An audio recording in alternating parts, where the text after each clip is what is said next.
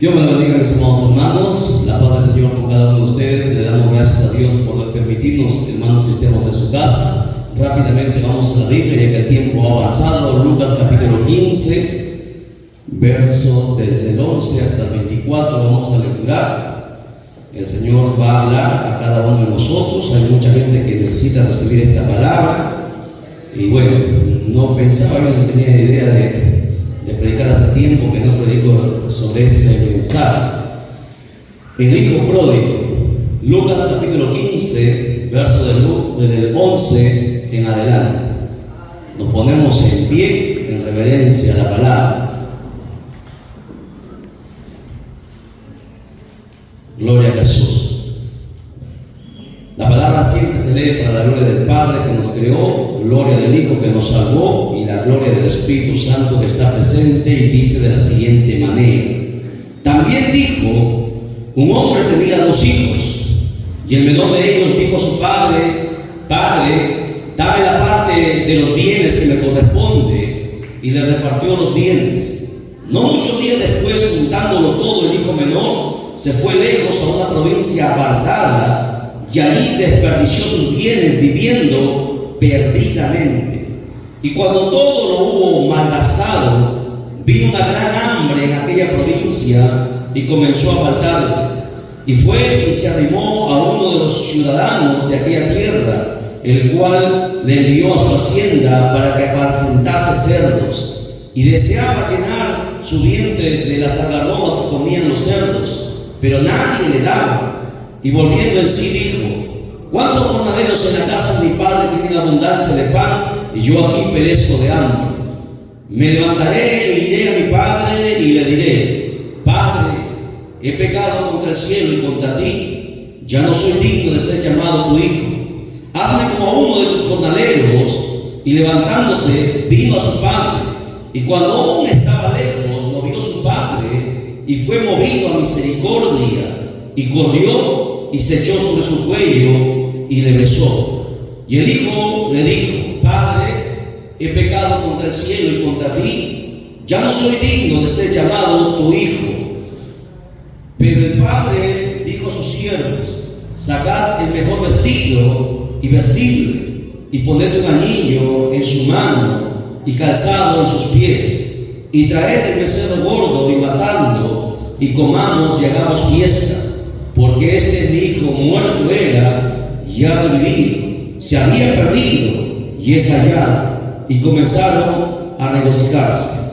Oramos. Bendito sea el nombre tuyo, Padre mío, Dios del cielo y de la tierra. Gracias, Señor Dios mío, por este privilegio que nos concedes en este momento de haber lecturado tu palabra. Háblanos, Señor Dios mío, a cada uno de los presentes, los que están, Señor, conectados a través de las redes sociales, los que van a ver este mensaje todavía en los días que le quede, Señor Dios mío, a esta humanidad. Padre mío, que tu palabra, cual espada de 2 filos, traspase el alma y el espíritu de cada persona, Padre bendito, y haga lo que tenga que hacer en nuestras vidas. En el nombre de Jesús, Padre mío, reprendemos y desechamos toda fuerza del maligno, y que solamente la voz de tu Santo Espíritu se mueva hablando con poder, con autoridad y con verdad. En el nombre de Jesús.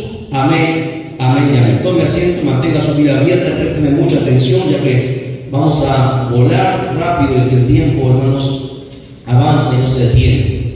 Lucas capítulo 15 habla de 3 parábolas específicamente, que tienen como tema recuperar algo que se había perdido. Hoy nosotros nos vamos a centrar en la parábola del hijo pródigo. Esta historia es una de las historias más preciosas que revelan el gran amor que Dios tiene para con nosotros, y cómo Él desea que aquellos que se han apartado regresen a Él. Porque a veces, hermanos, en el camino muchas veces nos apartamos de Dios y es necesario volver. En el camino muchas veces nos perdemos. A veces, hermanos, caemos como este hijo pródigo cayó, y otras veces somos como el hermano mayor que también, hermanos, había hecho lo malo, como vamos a ver en esta historia. Esta parábola es tan hermosa, pero tan especial, que de los 4 evangelios solamente aparece una sola vez. Recuerde que las parábolas siempre se repiten, en cada evangelio se repiten y añaden cosas, pero el hijo pródigo solamente una sola vez, de manera especial, se relata en los 4 evangelios. La pregunta es: ¿qué es una parábola? Bueno, la parábola es una narración breve y simbólica de una situación a la que se extrae una enseñanza moral, porque la Biblia enseña ética, moral, enseña principios que Dios establece para el mundo entero.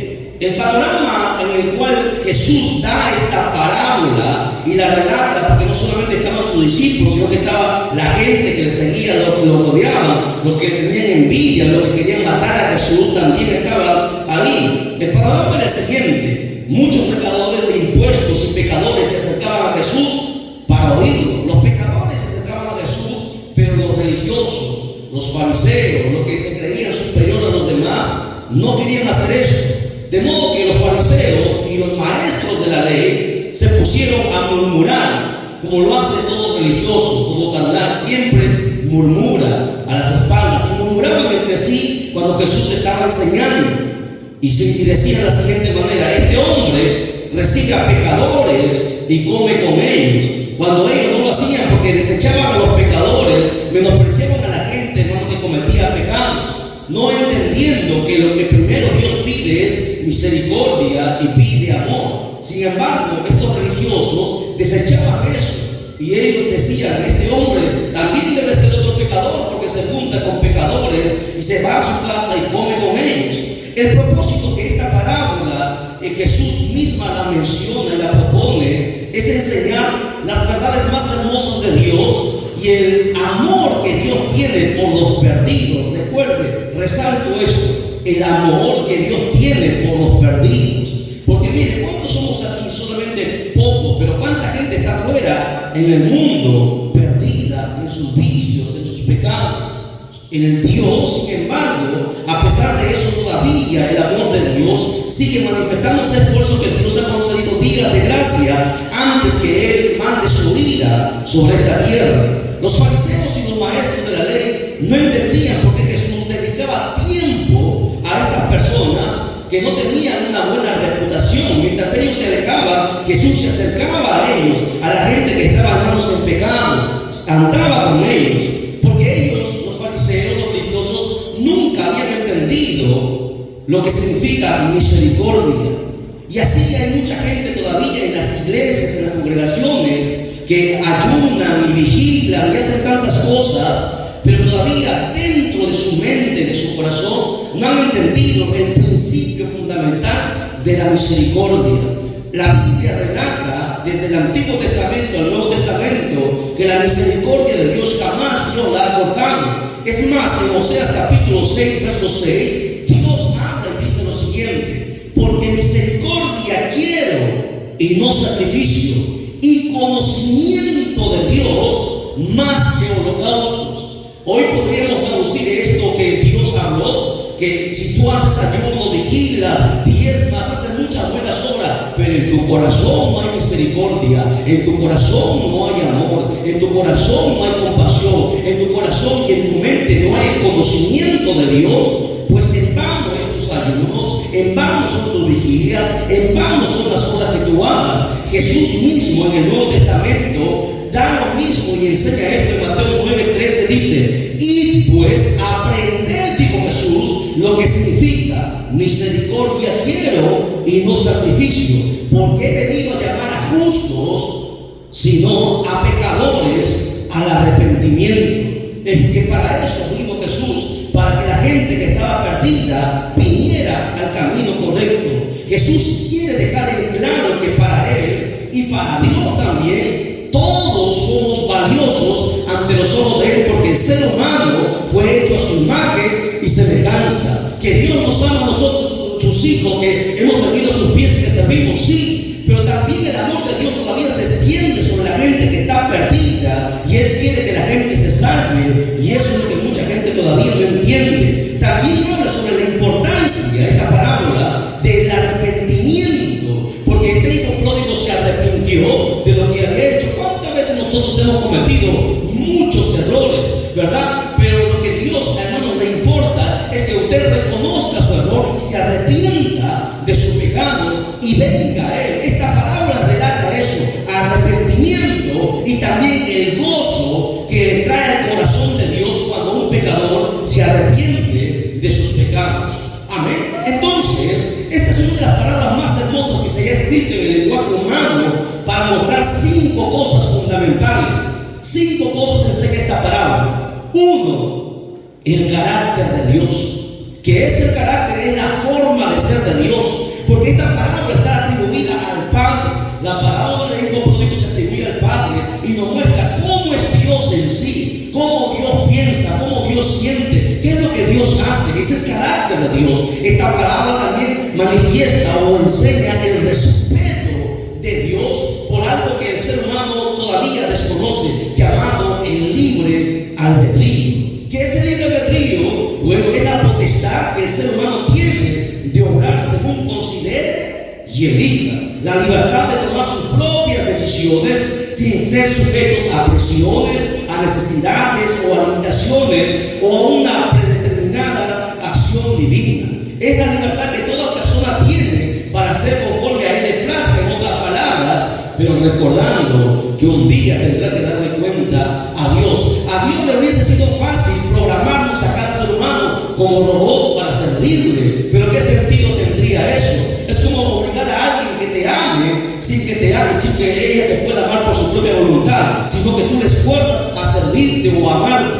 Dios hubiese hecho esto, pero Dios en su amor concedió al ser humano el libre albedrío. Esta parábola enseña también el anhelo de que si alguno se encuentra alejado, puede y tiene la oportunidad de volver siempre a la casa del Padre. Por más lejos que nosotros vayamos, todavía mientras tengamos vida, Dios tiene el anhelo que usted pueda nuevamente volver a la casa del Padre. Esta parábola muestra el amor de Dios, que es fuera de serie. El amor de Dios no es como el amor que tenemos los seres humanos. El amor de Dios es sin límite. El amor de Dios es sincero, va más allá de todo entendimiento. Esta parábola muestra también la misericordia que Dios tiene, porque es para siempre, porque hay que tener bastante misericordia para hacer lo que el hijo pródigo hizo. El hijo pródigo se levantó contra su propio padre, pero la misericordia de Dios lo alcanzó todavía. Y esta parábola también enseña el perdón de Dios, que el perdón de Dios no es como el perdón de los hombres. El perdón de Dios es perfecto, el perdón de Dios es verdadero. Veamos qué nos relata esta parábola. Hemos leído y dice que el hijo menor le hizo una petición al padre. ¿Cuál fue esta petición? Dice el verso 12: el menor de ellos dijo a su padre: Padre, dame parte de los bienes que me corresponde. Y le repartió, dice la Biblia, el padre los bienes. No le puso un pero, no le puso una queja, sino que le repartió los bienes. En otras palabras, si usted lee y analiza este verso, es como si el hijo le dijera: papá, dame lo que me toca de herencia. Así que el padre le repartió a ambos hijos, hermanos, por igual. Y esta petición era un tanto ofensiva, porque usted sabe, la herencia, ¿cuándo se entrega a los hijos? La herencia se entrega cuando uno muere, ¿sí? Cuando el padre muere, recién se entrega la herencia, pero el padre todavía estaba con vida. En otras palabras, el hijo le estaba diciendo: padre, mira, te estás alargando tus días, todavía no te mueres, pero yo quiero lo que me corresponde. Cuando no es así, esta petición que el hijo pródigo hizo era ofensiva. Pedir la herencia por adelantado para que él pueda vivir como a él le parece. Y así somos muchas veces, hermanos, los cristianos, que pedimos cosas a veces que no convienen. Y esta parábola deberíamos nosotros reflexionar cada vez en esta parábola. Todo lo que tenía, hermanos, el hijo pródigo tenía todo en casa. Este muchacho tenía un padre que lo amaba con todo su corazón, porque el padre amaba a su hijo. Tenía, hermano, este padre era hacendado, era pudiente, era millonario, tenía todo, nada le faltaba a este muchacho. El hijo tenía autoridad incluso en la casa, era respetado, pero sin embargo a él no le importó eso. Él quería su herencia, él quería gozar su vida, como hoy las jóvenes dicen en este tiempo: hay que vivir la vida, porque cuando nos moramos nada vamos a llevar, hay que vivir, entonces hay que disfrutar. Y esa es la gran mentira que el diablo les ha metido en la cabeza a la gente. La pregunta es: ¿por qué tomó la decisión de irse de casa? Usted se ha puesto a pensar, si este muchacho tenía todo en su casa, tenía sirvientes, tenía lo que él pudiera querer tener, no respuesta es obvia. Se fue porque estaba cansado de las reglas del padre. Y a veces mucha gente se va de la iglesia o se va de las congregaciones porque está cansado, hermano, de la palabra, porque la palabra nos enseña reglas, leyes, estatutos, mandamientos, ordenanzas, promesas, nos enseña muchas cosas, y a veces a nosotros no nos gusta que la gente o que alguien nos ordene, y es por eso que mucha gente a veces no puede resistir y decide irse de casa. Este muchacho le pasaba igual, su padre le puso reglas, y las reglas eran para que él, hermanos, crezca correctamente, crezca derecho y no crezca torcido, porque qué padre quisiera hacer daño, que le vaya a su hijo mal, que estar mal de la cabeza, para que un padre desee el mal de su hijo. Pero sin embargo, este muchacho estaba cansado de las reglas de papá. Se fue porque estaba convencido que fuera de casa le podría ir mejor. Y así mucha gente piensa, no, me voy porque de repente me va a ir mejor. Sin embargo, esta libertad que este joven buscaba se convirtió en algo llamado libertinaje. Y hay un hilo que divide a la libertad y al libertinaje, y eso es lo que el diablo usa para engañar tanto a los jóvenes, adolescentes y a tanta gente, hermano, dentro de las iglesias, para enseñarles que eso no es malo, esto no es nada. Pero la Biblia enseña que ante los ojos de Dios, hermano, todo es descubierto. En el verso 13 dice: no muchos días después, juntándolo todo, el hijo menor se fue lejos a una provincia apartada, y ahí desperdició sus bienes viviendo perdidamente. Se alejó supuestamente este muchacho para vivir, para disfrutar su herencia, para gozar, ¿verdad? Porque así mucha gente quiere, hermano, dice: no, en la iglesia me impiden muchas cosas, esto y aquello, no, prefiero ir. Pero sin embargo, esta libertad que él supuestamente adquirió cuando él se fue, hizo que se perdiera en placeres.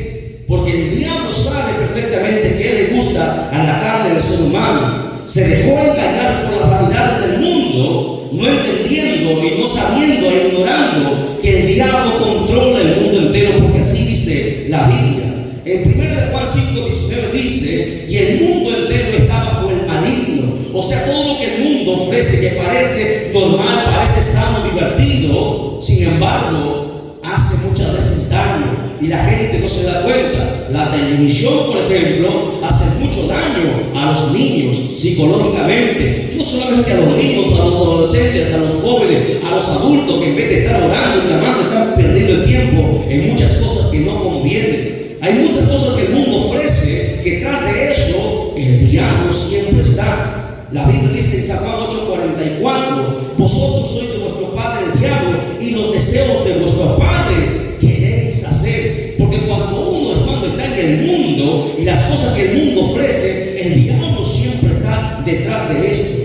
Cuando la Biblia dice: cuando de mentira habla de lo suyo porque es mentiroso y padre de mentira. ¿Qué quiere decir la Biblia con esto? Que en el mundo, allá afuera, el diablo te va a engañar. No importa cuán inteligente seas, no importa cuán extraordinario creas que tú eres, el diablo te va a engañar. Ha engañado a reyes, ha engañado a hombres extraordinarios, a hombres grandes, ha engañado a poderosos. El diablo es padre de toda mentira que engaña. ¿Con qué objetivo? Con el objetivo de destruir. San Juan 4:4 por eso dice, Santiago 4:4 dice: oh almas adúlteras, ¿no sabéis que la amistad del mundo es enemistad contra Dios? Cualquiera pues que se quiera ser amigo del mundo se constituye enemigo de Dios. La Biblia relata que este joven todo lo perdió porque pasó, dice, porque esto pasó cuando, hermanos, eso pasa cuando uno está alejado de Dios, ¿verdad? Cuando uno está lejos de Dios, todo lo pierde. Este muchacho no tenía todo en la casa del padre, pero cuando se alejó, dice la Biblia que lo perdió todo. Porque cuando tú te alejas de Dios, tarde o temprano, lo que piensas que estás ganando, lo que piensas que estás siendo bendecido, recuerda que el diablo te engatusa muchas veces para hacerte creer que todo va bien, pero al final, ¿qué te valdrá a ti ganar tantas cosas, fama, dinero, poder, mujeres, lo que tú quieras, si al final vas a perder tu alma? Por eso que la Biblia relata, Jesús mismo dijo en San Juan 15:5: separados de mí, nada podéis hacer. Cuando tú te alejas de Dios, nada podrás hacer. El diablo te engañará que estás teniendo cosas, pero sin Dios nada puedes hacer, mucho menos salvar tu alma, salvar tu vida.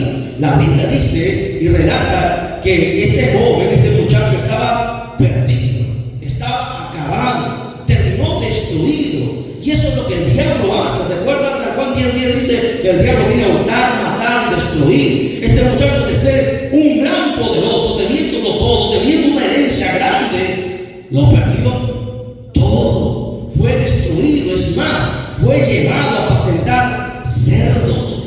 Recuerde que eso era algo, hermanos, ofensivo para un judío. Que no se podía juntar con estos animales porque eran inmundos. Sin embargo, él lo perdió todo y cayó en lo más bajo de lo bajo. ¿Sabe por qué pasa eso? Por la desobediencia. Es que la desobediencia siempre va a acarrear miseria. Escuche, la desobediencia acarrea miseria. Solo había trabajado, escuche, dice la Biblia, cuidando cerdos que eran animales impuros.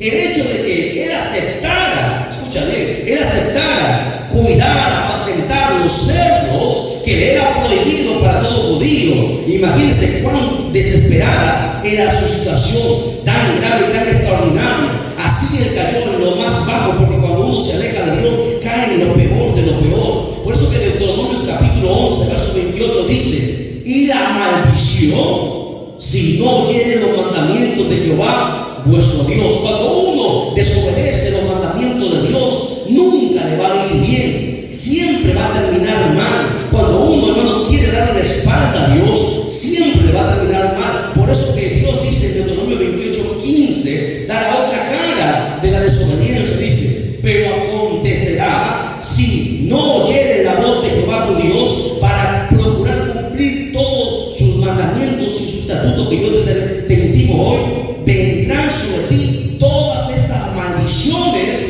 y te alcanzarán. Cuando tú te alejas de Dios, cuando tú le das la espalda a Dios, cuando tú no quieres obedecer a Dios, Dios está diciendo: las maldiciones te alcanzarán, porque lejos de Dios, hermanos, el diablo te va a destruir, el diablo te va a despedazar. Y es por eso que uno nunca debe apartarse de Dios. Pero sin embargo, esta parábola es tan hermosa que relata el regreso de este muchacho. Estando perdido, pensaba que iba a morir de hambre, porque ni siquiera le permitían comer la salgarroba del cerdo, que era, hermano, ¿quién comería agua sucia? ¿Quién comería eso? Pero sin embargo, ni siquiera eso le dejaba. El hambre era tanto que no sabía qué hacer. Por eso que el joven recordó que en la casa de su padre, los jornaleros que trabajaban vivían mejor que él, y decidió regresar. Y eso es importante. Tienes que decidir siempre regresar. La Biblia dice que este muchacho ensayó un mínimo discurso con que intentaría convencer a su padre que le diera un trabajo, porque él sabía, él pensaba en su mente: mi padre no me va a perdonar, pero al menos que me acepte como uno de sus trabajadores. Él sabía que la ofensa contra su padre había convertido en una ofensa enorme, y ya no aspiraba a ser tratado como un hijo, pero al menos podría alimentarse. Sin embargo, él no sabía que el amor de su padre era muy grande, porque, hermanos, Dios ama a todos sus hijos. Dios siempre los ama. El mismo padre que lo dejó ir sin recriminarle nada, dice la Biblia que lo recibió sin hacerle preguntas, sin censura, sin reprocharle nada. No es como los seres humanos, yo te digo, ¿no? Pero Dios nunca nos saca en cara nada. Dios, hermanos, nos recibe siempre con los brazos abiertos. El padre, dice la Biblia, que sale corriendo a recibir a su hijo, lo abraza y lo besa. En vez de decirle: ves, te dije que te iba a ir mal. El padre no le recrimina, va, lo abraza y lo besa, va buscando. Cuando ve que su hijo estaba lejos, él sale a buscarlo, le expresa su amor y su aceptación tal como él estaba. Mire, este muchacho venía sin dinero, venía andrajoso, venía sin bañarse, venía con un olor putrefacto porque estaba en medio de cerdos. Su olor era nauseabundo, pero sin embargo el padre se lanza en sus brazos y lo abraza. Muestra cuán grande es el amor que Dios tiene. Ni siquiera deja que el hijo empiece, porque el hijo empezó a decirle, ¿no?, que su discurso que él había dicho, el padre no dejó que termine su discurso, lo cortó lo que había practicado, lo interrumpe y ordena a sus siervos que lo atiendan. ¿Por porque así es Dios. No importa cuán lejos nos hayamos ido, Dios siempre tiene misericordia y su amor siempre le anhela que sus hijos vuelvan a casa. Mira qué bonita es la actitud del Padre. Nunca el Padre perdió la esperanza, dice la Biblia. Porque si tú lees en Lucas, el verso 20 dice, y levantándose vino a su padre. Dice, cuando aún estaba lejos, lo vio su padre. Eso quiere decir que el padre todos los días salía en su castillo y miraba siempre si su hijo regresaba. Todos los días lo hacía. Y un día se levantó y vio que alguien se acercaba y reconoció que era su hijo. O sea que el padre nunca perdió las esperanzas que su hijo vuelva, retorne a casa. Porque así es el verdadero amor de un padre. Dice la Biblia que lo recibió con total amor. El verso 20 dice, se echó sobre su cuello y le besó. Qué grande amor es del Padre que nosotros tenemos en el cielo. Tal vez nuestros padres a veces no nos han tratado bien, pero hay un Padre que sí nos ama con amor verdadero. Alabado sea el nombre de Dios para siempre. Dice la Biblia que el Padre que no le reprochó nada. Es más, dice que lo vistió y con esto le devolvió la autoridad que él antes tenía. En el verso 22 dice que el Padre dijo a sus siervos, sacad el mejor vestido y vestidle, y poned un anillo sobre su mano y calzado en sus pies. Significa que el Padre no solamente lo perdonaba, sino que nuevamente le devolvía la autoridad que él antes tenía, porque estaba mal vestido, sin calzado. El Padre le volvió a vestir, que así mismo hace Dios. Por más que el diablo nos haya querido destruir, matar, terminar afuera, Dios siempre nos restaura la autoridad que un día Él nos entregó. Alabamos el nombre de Dios para siempre. Y no solamente eso, mire cuán grande es el amor de Dios. Dice en el verso 23 que hizo una gran fiesta. Traed el becerro gordo y matadlo y comamos y hagamos fiesta. El Padre se regocijó que su hijo viniera a Él. Sin embargo, también acontece otra historia paralela ahí. Dice que el hijo mayor llegó después, y en vez que su hermano se alegrara que su hijo, que su hermano menor haya reconocido su error y haya vuelto, el hijo mayor tuvo envidia, tuvo celo. Dice la Biblia que se enojó. No podía entender cómo el papá hacía una fiesta en honor a su hermano que había derrochado todo su dinero. Él no lo entendía. ¿Sabe por qué? Porque tenía envidia. Y la envidia pudre, hermano, a las personas. La Biblia dice, Proverbios capítulo 23, verso 17, dice, escucha, no tenga tu corazón envidia de los pecadores, antes persevere en el temor de Jehová todo el tiempo. Eclesiastés 4:4 dice, he visto asimismo que todo trabajo y toda excelencia de obras despierta la envidia del hombre contra su prójimo. También esto es vanidad y aflicción de espíritu. Cuando tú empiezas a crecer, empiezas a hacer algo, siempre va a haber gente que te va a envidiar. Por eso uno tiene que tener cuidado. Siempre va a haber gente que no le va a gustar tu crecimiento, el respaldo que Dios hace contigo. Por eso que la Biblia manda y prohíbe la envidia, porque por la envidia el diablo entra. Este muchacho que estaba con el padre, hermano, conociendo la actitud del padre, conociendo el carácter del padre, en su corazón se llenó de envidia. La Biblia dice en Génesis capítulo 5, verso 26, dice, no nos hagamos vanagloriosos, irritándonos unos a otros, envidiándonos unos a otros. Cuando tú veas que a alguien, hermano, Dios lo está engrandeciendo, lo está bendiciendo, tú alégrate, tú regocíjate, porque si el día Dios le está bendiciendo a él, mañana te bendecirá a ti. No tengas envidia, porque si tú tienes envidia, el diablo te va a destruir. El diablo va a entrar y te va a destruir. La Biblia dice en Génesis 37:4, viendo sus hermanos que su padre le amaba más que a todos sus hermanos, le aborrecía y no podían hablarle pacíficamente, y eso causó la destrucción de una familia. Sin embargo, en esta historia la Biblia relata el gozo del padre. El padre entiende la reacción de su hijo mayor, pero no permite que el enojo de su hijo mayor empañe su gozo que él siente por el hijo menor que había regresado. Así de fuerte es el gozo de Dios cuando, hermano, uno viene arrepentido ante Él. La Biblia dice que en el cielo se hace fiesta cuando un pecador viene a los pies del Señor, ¿verdad? Así dice la Biblia. En Lucas 15:7 dice: os digo, así habrá más gozo en el cielo por un pecador que se arrepiente que por 99 justos que no necesitan de arrepentimiento. El verso 10 dice: así os digo que hay gozo delante de los ángeles de Dios por un pecador que se arrepiente. Él, escucha bien, el Padre siempre nos va a esperar con los brazos abiertos. Mira lo que hace Dios cuando uno peca.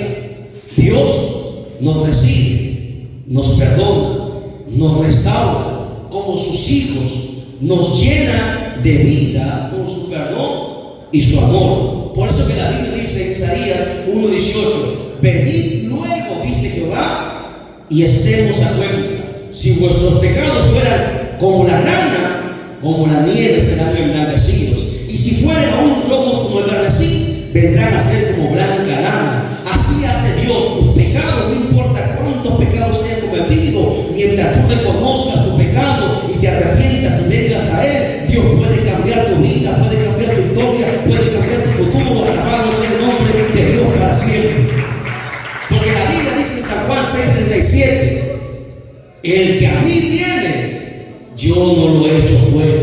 Mira cuán grande es Dios, ¿verdad? Es más, Dios te ama tanto, escúchame, te ama tanto que ha puesto un abogado para cada uno de nosotros. A veces en la tierra no tenemos dinero para pagar un abogado que nos defienda, pero Dios ha puesto un abogado para cada uno de nosotros gratuitamente, que siempre intercede por nosotros. Dice la Biblia en 1 Juan 2:1: hijitos míos, estas cosas os escribo para que no pequéis. Y si alguno hubiere pecado, abogado tenemos para con el Padre, a Jesucristo el justo. Siempre Jesucristo está intercediendo por cada uno de nosotros. Y la prueba de eso es que estamos con vida, porque hace tiempo, si el Señor no estuviera cada día intercediendo por cada uno de nosotros, tal vez el diablo nos hubiese matado ya. Pero sin embargo, Dios siempre, hermanos, está velando por lo suyo. Bendito sea el nombre de Dios para siempre, ¿verdad? Por eso, termino con esto. El anhelo mío y el anhelo, creo que de todos los siervos, es que usted nunca se vaya de casa, ¿no? Porque a veces pasa, hay gente que se va, pero si se va, recuerde algo, que las puertas siempre estarán abiertas para que usted vuelva. El padre no fue a buscar al hijo, el hijo tuvo que reconocer que había pecado para que pueda alcanzar arrepentimiento, y el padre lo esperó siempre con los brazos abiertos. Así mismo Dios siempre nos espera con los brazos abiertos. ¿Por qué? Porque este camino del cristianismo no es fácil. A veces fallamos a Dios y el diablo nos mete en la cabeza que ya no tiene sentido continuar, porque Dios no nos va a perdonar. Pero Dios siempre te está esperando aquí en su casa con los brazos abiertos para restaurar tu vida, para cambiarte, transformarte y bendecirte. Alabado sea el nombre de Dios para siempre. A su nombre, a su nombre.